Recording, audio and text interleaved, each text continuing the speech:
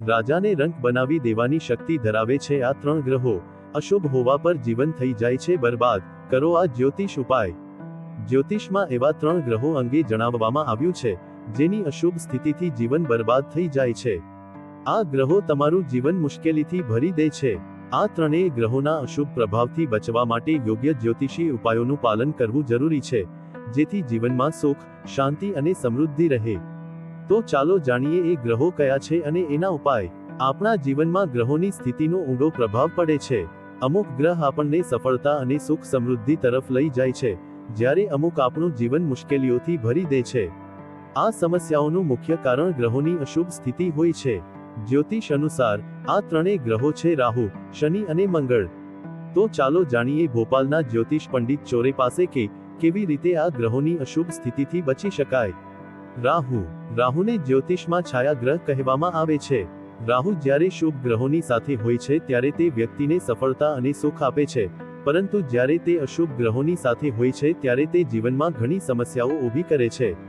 રાહુની અશુભ સ્થિતિ વ્યક્તિના સ્વાસ્થ્યને અસર કરી શકે છે અને આર્થિક સંકટ પણ આવી શકે છે.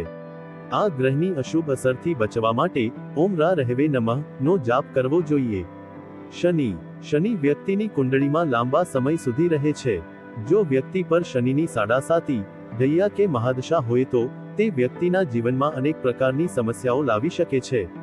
નોકરીમાં પરેશાનીઓ, ધંધામાં નુકસાન, આર્થિક સંકટ અને વૈવાહિક જીવનમાં અવરોધો આવી શકે છે.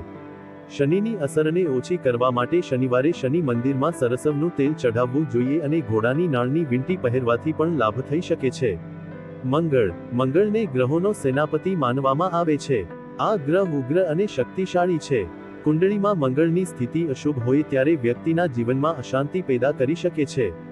ખાસ કરીને જો મંગળ 6ઠા, 8મા અને 10મા ભાવમાં હોય તો તેનાથી દેવું, આર્થિક સમસ્યાઓ અને અન્ય સમસ્યાઓ વધી શકે છે. મંગળના અશુભ પ્રભાવથી બચવા માટે મંગળવારના દિવસે હનુમાનજીની પૂજા કરવી જોઈએ અને કોઈ વિદ્વાન જ્યોતિષની સલાહ લઈને મૂંગા રત્ન ધારણ કરવું પણ એક અસરકારક ઉપાય હોઈ શકે છે. તમને આ વિડિયો કેવો લાગ્યો તે અમને જણાવો.